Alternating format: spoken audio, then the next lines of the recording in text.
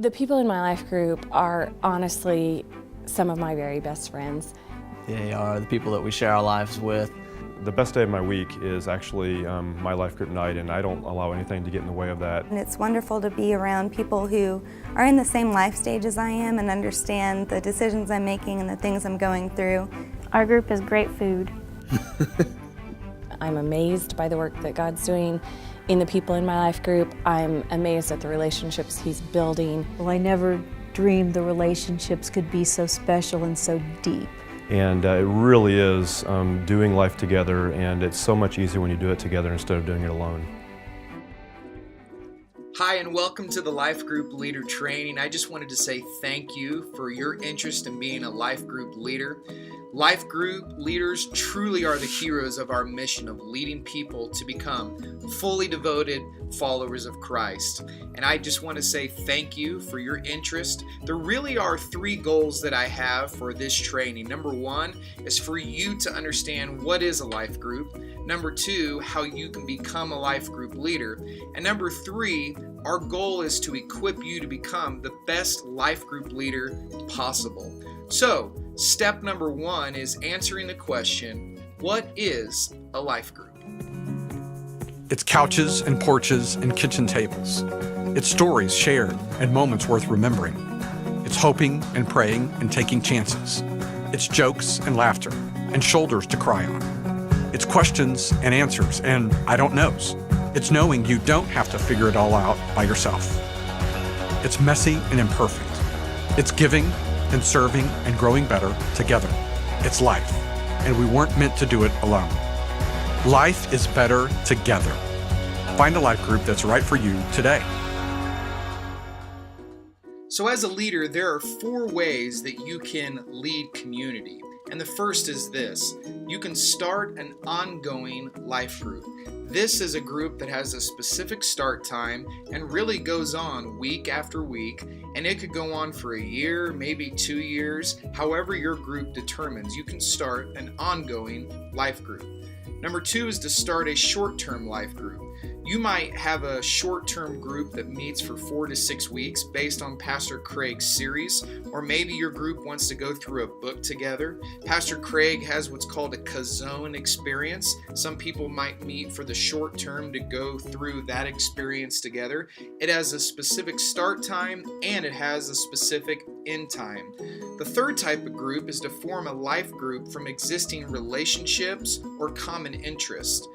For example, on Sunday night, we have a life group that's for Sunday night men's softball, and we love to get together as guys and play softball, and the families come, and at the end we all pray together, and then we go to Freddy's and we eat together and have community together. We're not doing a Bible study, but we're doing life together.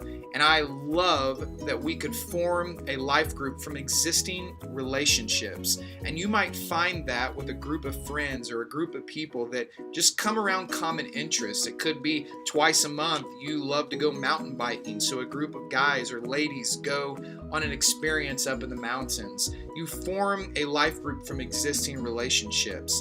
And the last is form mentoring relationships. It could be one-on-one with somebody that you meet every single week. It could be married couples that want to get together and just build into each other's lives. So these are four ways people can lead community.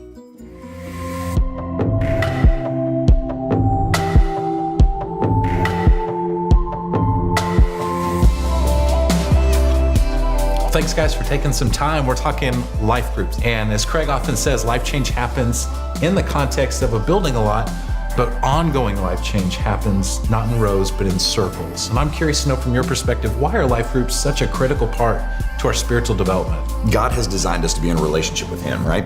But not just any relationship with Him. It's a shared relationship to where we're meeting with other people. We're sharing the highs, the lows, the ups and the downs. For me, I think we read all of these incredible things in Scripture about how to grow closer to God and grow closer to others. It's so difficult, though, to live out if you're not living it out with people. You've got to be inside of relationships, living this out, growing intentionally closer to Christ with people. I don't think there's any other way to transfer what we read into our hearts where it really becomes truth. For me, when I was walking through some really, really difficult stuff in my life, I found that safe place with a life group, and I was able to be vulnerable and share what I was walking through. And even though the people in that group couldn't relate to what I was walking through, they were able to encourage me and support me and point me to Jesus. Sure. So finding community through friendships, applying and living out our faith, and then also being there for each other in difficult times. Those are all really great things. If that's something that we want, though, why is it difficult for someone to join a life group? I think sometimes people might be intimidated. They really might not be sure of what they're walking into or what type of people they're getting ready to hang out with. I think sometimes people can recognize that there are different types of groups. You can have a photography group or a group that loves to serve the community together. There is that intimidation factor of like, am I gonna walk in and have dumb questions or not know what to say or not know the right Bible verse?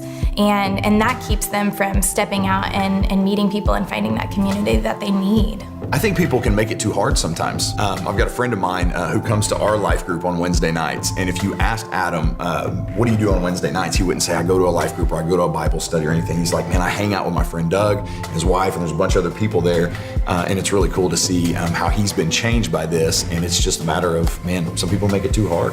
I think that's so good because so many people might be in a life group without even realizing it. They're with a group of people they hang out with all the time. All it's lacking is some spiritual intentionality. Well, thank you guys so much. Life groups are such a critical part to our church.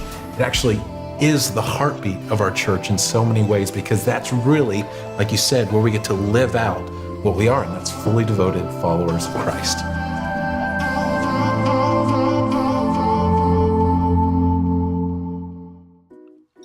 Now that we've answered the question, what is a life group?